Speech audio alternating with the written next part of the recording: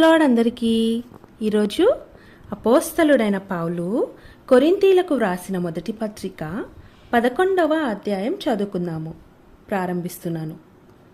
నేను క్రీస్తును పోలి నడుచుకొనుచున్న ప్రకారము మీరును నన్ను పోలి నడుచుకొనుడి.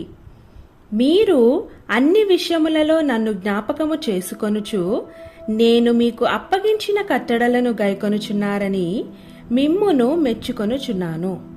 ప్రతి పురుషునికి శిరస్సు క్రీస్తనియు, స్త్రీకి శిరస్సు పురుషుడనియు, క్రీస్తునకు శిరస్సు దేవుడనియు మీరు తెలుసుకొనవలెనని కోరుచున్నాను. ఏ పురుషుడు తల మీద ముసుగు వేసుకుని ప్రార్థన చేయునో లేక ప్రవచించునో ఆ పురుషుడు తన తలను అవమానపరచును. ఏ స్త్రీ తల మీద ముసుగు వేసుకొనక ప్రార్థన చేయునో లేక ప్రవచించునో ఆ స్త్రీ తన తలను అవమానపరచును. ఏలయనగా అది ఆమెకు క్షౌరము చేయబడినట్టుగానే యుండును.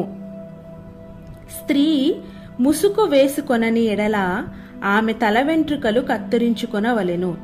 కత్తిరించుకొనుటకైనను క్షౌరము చేయించుకొనుట అయినను స్త్రీకి అవమానమైతే ఆమె ముసుగు వేసుకొనవలెను. పురుషుడైతే దేవుని పోలికయు మహిమనై యున్నాడు గనుక తల మీద ముసుగు వేసుకొనకూడదు గాని స్త్రీ పురుషుని మహిమై ఉన్నది. ఏలయనగా స్త్రీ పురుషుని నుండి కలిగెను గాని పురుషుడు స్త్రీ నుండి కలుగలేదు. మరియు స్త్రీ పురుషుని కొరకే గాని పురుషుడు స్త్రీ కొరకు సృష్టించబడలేదు. ఇందువలన దేవదూతలను బట్టి అధికార సూచన స్త్రీకి తల మీద ఉండవలెను. అయితే ప్రభువునందు స్త్రీకి వేరుగా పురుషుడు లేడు, పురుషునికి వేరుగా స్త్రీ లేదు. స్త్రీ పురుషుని నుండి ఎలాగు కలిగెనో అలాగే పురుషుడు స్త్రీ మూలముగా కలిగెను గాని సమస్తమైనవి దేవుని మూలముగా కలిగియున్నవి. మీలో మీరే యోచించుకొనుడి. స్త్రీ ముసుగు లేనిదై దేవుని ప్రార్థించుట తగునా? పురుషుడు తల వెంట్రుకలు పెంచుకొనుట అతనికి అవమానమని స్వభావ సిద్ధముగా మీకు తోచును గదా. స్త్రీకి తల వెంట్రుకలు పైట చెంగుగా ఇయ్యబడెను గనుక ఆమె తల వెంట్రుకలు పెంచుకొనుట ఆమెకు ఘనము. ఎవడైనను కలహప్రియుడుగా కనబడిన ఎడల మాలోనైనను దేవుని సంఘములోనైనను ఇట్టి ఆచారము లేదని వాడు తెలుసుకొనవలెను. మీకు ఈ ఆజ్ఞను ఇచ్చుచు మిమ్మును మెచ్చుకొనను. మీరు కూడి వచ్చుట ఎక్కువ కీడుకే గాని ఎక్కువ మేలుకు కాదు. మొదటి సంగతి ఏమనగా మీరు సంఘమందు కూడియున్నప్పుడు మీలో కక్షలు కలవని వినుచున్నాను. కొంత మట్టుకు ఇది నిజమని నమ్ముచున్నాను.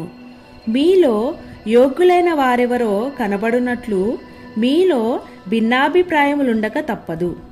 మీరందరూ కూడి వచ్చుచుండగా మీరు ప్రభువు రాత్రి భోజనము చేయుట సాధ్యము కాదు. ఏలయనగా మీరు ఆ భోజనము చేయనప్పుడు ఒకనికంటే ఒకడు ముందుగా తన మట్టుకు తాను భోజనము చేయుచున్నాడు. ఇందువలన ఒకడు ఆకలిగొనును, మరి ఒకడు మత్తుడవును. ఇదేమి అన్నపానములు పుచ్చుకొనుటకు మీకు ఇండ్లు లేవా? దేవుని సంఘమును తిరస్కరించి పేదలను సిగ్గుపరచుదురా? మీతో ఏమి చెప్పుదును? దీనిని గూర్చి మిమ్మును మెచ్చుదునా? మెచ్చను. నేను మీకు అప్పగించిన దానిని ప్రభువు వలన పొందితిని. ప్రభువైన యేసు తాను అప్పగింపబడిన రాత్రి ఒక రొట్టెను ఎత్తుకొని కృతజ్ఞతాస్తుతులు చెల్లించి దానిని విరిచి, ఇది మీ కొరకైన నా శరీరము, నన్ను జ్ఞాపకము చేసుకొనుటకై దీనిని చేయుడని చెప్పెను. ఆ ప్రకారమే భోజనమైన పిమ్మట ఆయన పాత్రను ఎత్తుకొని, ఈ పాత్ర నా రక్తము వలనైన క్రొత్త నిబంధన. మీరు దీనిలోనిది త్రాగునప్పుడెల్లా నన్ను జ్ఞాపకము చేసుకొనుటకై దీనిని చేయుడని చెప్పెను. మీరు ఈ రొట్టెను తిని ఈ పాత్రలోనిది త్రాగునప్పుడెల్లా ప్రభువు వచ్చు వరకు ఆయన మరణమును ప్రచురించుదురు. కాబట్టి ఎవడు అయోగ్యముగా ప్రభువు యొక్క రొట్టెను తినునో లేక ఆయన పాత్రలోనిది త్రాగునో వాడు ప్రభువు యొక్క శరీరమును గూర్చియు రక్తమును గూర్చియు అపరాధి అగును. కాబట్టి ప్రతి మనుష్యుడు తన్ను తాను పరీక్షించుకొనవలెను. అలాగు చేసి ఆ రొట్టెను తిని ఆ పాత్రలోనిది త్రాగవలెను. ప్రభువు శరీరమని వివేచింపక తిని త్రాగువాడు తనకు శిక్షావిధి కలుగుటకే తిని త్రాగుచున్నాడు. ఇందువలననే మీలో అనేకులు బలహీనులను రోగులునై ఉన్నారు, చాలామంది నిద్రించుచున్నారు. అయితే మనలను మనమే విమర్శించుకొని ఎడల తీర్పు పొందకపోదుము. మనము తీర్పు పొందిన ఎడల లోకముతో పాటు మనకు శిక్షావిధి కలుగకుండునట్లు ప్రభువు చేత శిక్షింపబడుచున్నాము. కాబట్టి నా సహోదరులారా, భోజనము చేయుటకు మీరు కూడి వచ్చినప్పుడు ఒకని కొరకు ఒకడు కనిపెట్టుకొని యుండుడి. మీరు కూడి వచ్చుట శిక్షావిధికి కారణము కాకుండునట్లు ఎవడైనను ఆకలిగొనిన ఎడల తన ఇంటనే భోజనము చేయవలెను. నేను వచ్చినప్పుడు మిగిలిన సంగతులను క్రమపరుతును. ఆమేన్. ప్రభువైన యేసుక్రీస్తు వారు ఈ వాక్యమును దీవించి మన జీవితాలలో నెరవేర్చునుగాక. ఆమేన్. Praise the lord.